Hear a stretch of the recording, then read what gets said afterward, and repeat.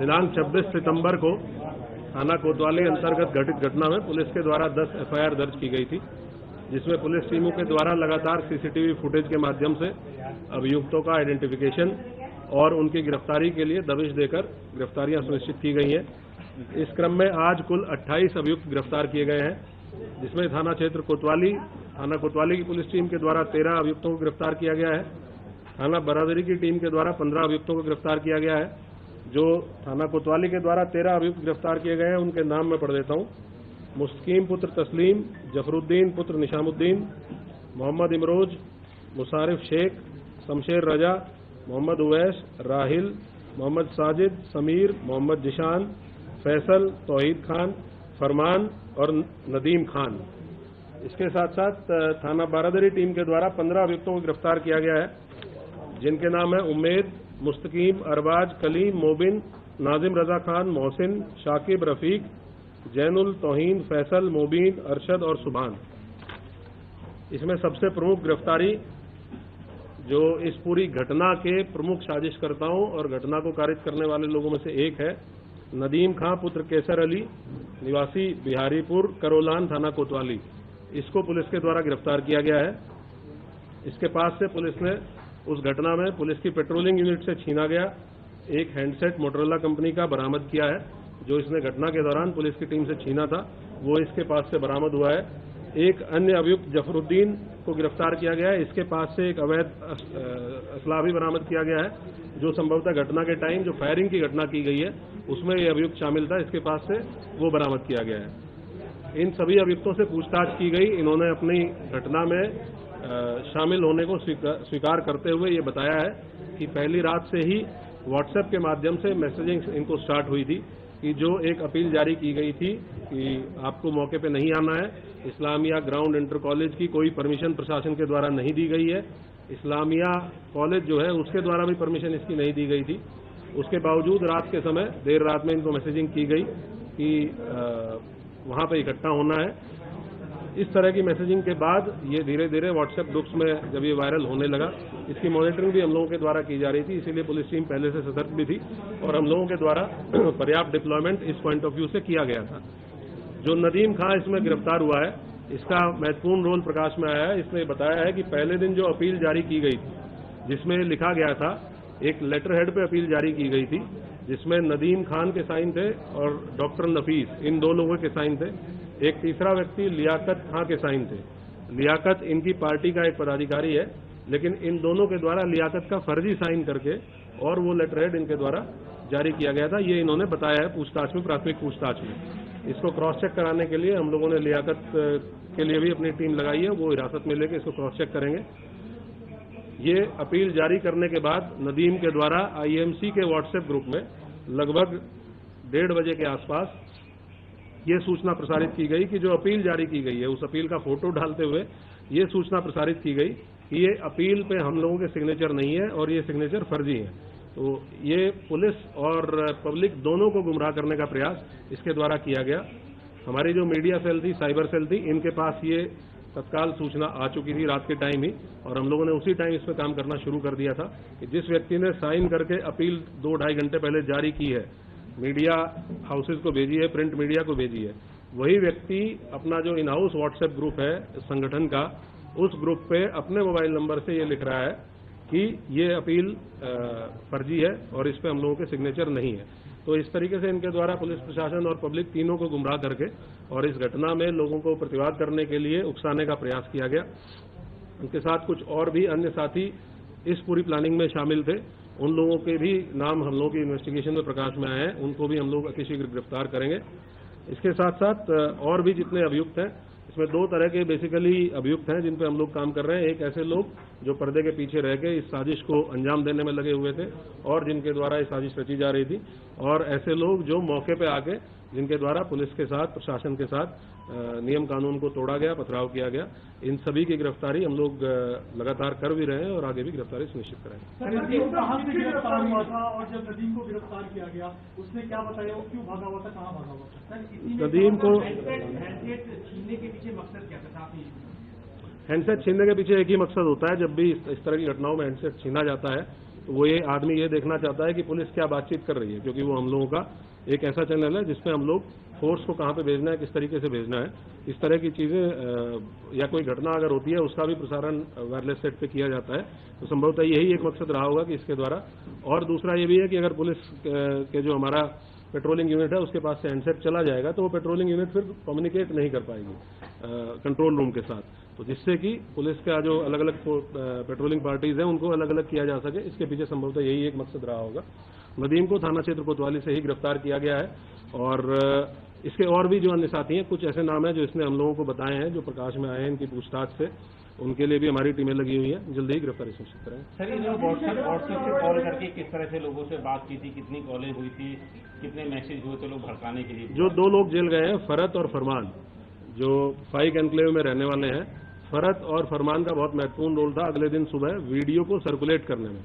जो सुबह 10 बजे एक वीडियो सर्कुलेट की गई कि किसी भी प्रकार का कोई कार्यक्रम वापस नहीं किया गया है और पूर्व निर्धारित तरीके से कार्यक्रम होगा, इस वीडियो को बनाने में और उसको सर्कुलेट करने में और लोगों को फोन कर करके व्हाट्सएप के माध्यम से ये अवगत कराने में कि भाई आपको इकट्ठा होना है। इसमें जो फरत नाम का व्यक्ति है जो जेल गया है, फाइक एनक्लेव का रहने वाला, और उसका लड़का फरमान, इन दोनों लोगों की बहुत महत्वपूर्ण भूमिका थी। ये ऑलरेडी जेल जा चुके हैं।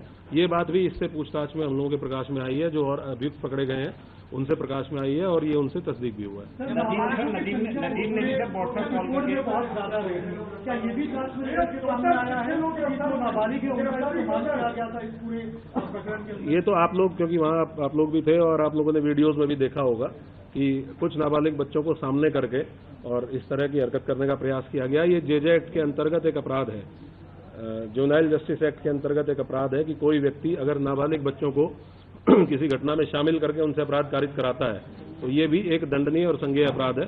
हम लोग इस पे भी काम कर रहे हैं और इनकी धाराओं को भी इस मुकदमे में बढ़ाया जाएगा। टोटल अब तक हम लोगों ने इस पूरे प्रकरण में 55 लोगों की गिरफ्तारी इंश्योर की है और हमारी टीमें लगातार दबिश में है। बहुत जल्दी और भी लोग गिरफ्तारी और लोगों की भी गिरफ्तारी सुनिश्चित की जाएगी। नदीम व्हाट्सएप कॉलिंग के जरिए लोगों को किस तरह, कितनी व्हाट्सएप कॉलिंग नदीम के फोन से मिली है और मौलाना के फोन से मिली है? लगातार सभी लोग आपस में व्हाट्सएप कॉल के माध्यम से संपर्क में थे। संख्या तो यहाँ नहीं बताई जा सकती, लेकिन लगातार पूरी रात लगभग 3 साढ़े 3 बजे तक सभी लोग व्हाट्सएप से एक दूसरे के संपर्क में थे और उसमें ये कंफ्यूजन फैलाए जाने की कोशिश की जा रही थी कि कुछ लोगों को अपील भेजी गई, फिर उन लोगों को ये बताया गया कि अपील फर्जी है।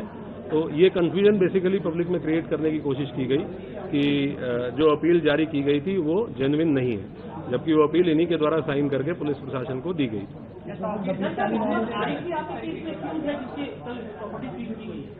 अभी इस नाम का कोई व्यक्ति हमारा नामजद अक्यूज नहीं है, ना ही इस नाम के किसी व्यक्ति को हम लोगों ने न्यायिक हिरासत में जेल भेजा है। बाकी जो अज्ञात व्यक्ति हैं उनके संबंध में पड़ताल और विवेचना हमारी की जाए।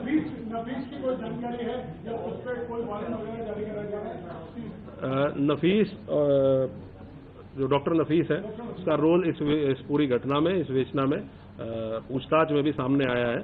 हम लोगों ने उसकी गिरफ्तारी के लिए टीमें गठित की हुई है। बहुत जल्दी उसकी गिरफ्तारी भी सुनिश्चित की जाएगी। आपने बताया था अवैध असला भी बरामद हुआ था, इतने सारे रिसोर्सेज को प्रोवाइड करने के लिए बैक कौन कर रहा था, इनकी फंडिंग कौन कर रहा था, इसकी क्या जांच आप लोग कर रहे हैं? ये हम लोग जितने भी अभियुक्त जिनसे पूछताछ की जा रही है और उसमें विशेषकर ऐसे लोग जो प्रमुख लोगों में से थे इस पूरे प्रोटेस्ट को ऑर्गेनाइज करने में, उनसे हम लोग पूछताछ कर रहे हैं। जैसे जैसे और लोग गिरफ्तार होंगे तो और बाकी चीजें भी क्लियर होंगी कि इसके संबंध में फाइनेंशियल ट्रांजैक्शन किसने की थी, अगर कोई रिसोर्सेज प्रोवाइड किए गए थे तो किसके द्वारा किए गए थे।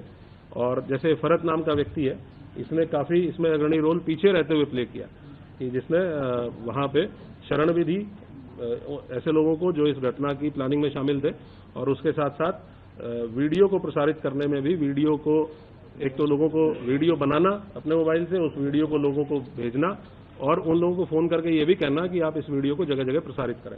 तो ये भी कल गिरफ्तार होकर चल गया। अभी हम लोग जो दर्ज मुकदमे, हमारे पास 10 मुकदमे दर्ज हैं जिनकी विवेचना हम लोग इंश्योर कर रहे हैं कि इनकी विवेचना अच्छे तरीके से हो। जितने अभियुक्त सामने आ रहे हैं वो जेल भेजे जाएं। उसके बाद जो भी विधिक प्रावधानों के अंतर्गत पॉसिबिलिटी होगी उसकी पर कार्रवाई की जाएगी। बाहर के जो लोग थे, जैसा आपने बताया था, क्या उसके ऊपर कुछ डेटा मिल पाया है?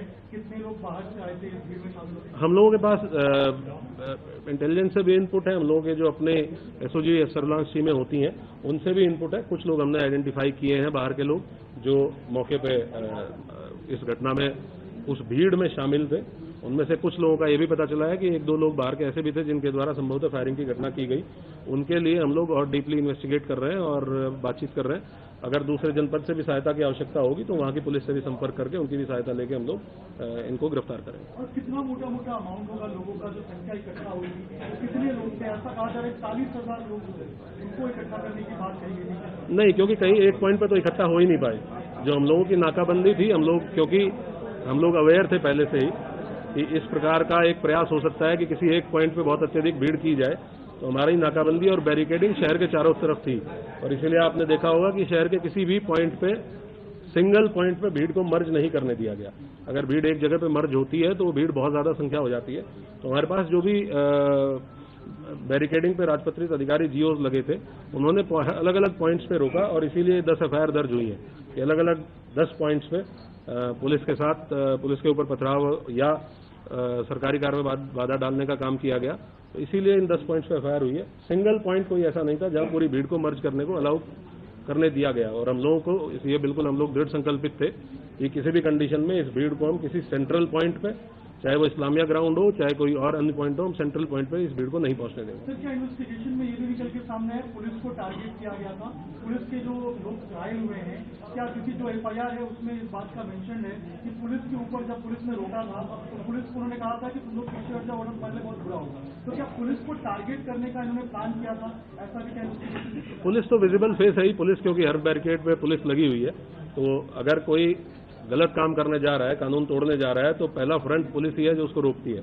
तो ऑब्वियस सी बात है कि अगर वो कानून तोड़ने का के लिए इच्छुक है या कानून तोड़ना चाहता है तो पुलिस जो सामने खड़ी है उसी को अपोज करेगा। और यही काम इनके द्वारा किया गया और हमलावर होकर किया गया। तो इसीलिए हम लोगों ने इतने कठोर कार्रवाई सुनिश्चित की। Thank you.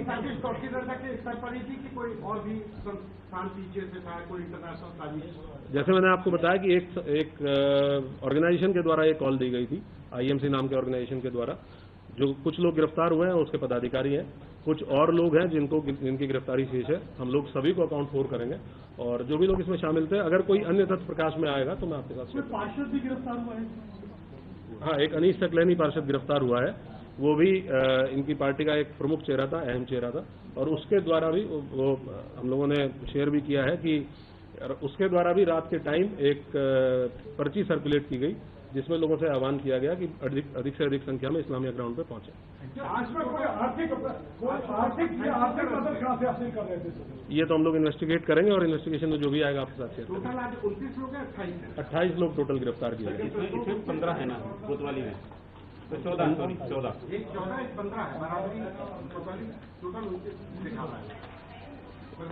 नहीं, कुछ अभियुक्त ऐसे हैं जो दोनों मुकदमों में कॉमन है। तो हो सकता है इस वजह से प्रेस नोट में, क्योंकि दोनों अलग अलग थानों के प्रेस नोट है, तो ये हो सकता है कि दोनों के प्रेस नोट में आ गए। टोटल 55 अभियुक्त गिरफ्तार किए गए। 28 टोटल 55 अभियुक्त गिरफ्तार हुए हैं। आज से पहले तक 27 और 28 अभियुक्त टोटल 55। ये मैं शेयर करूंगा आपकी।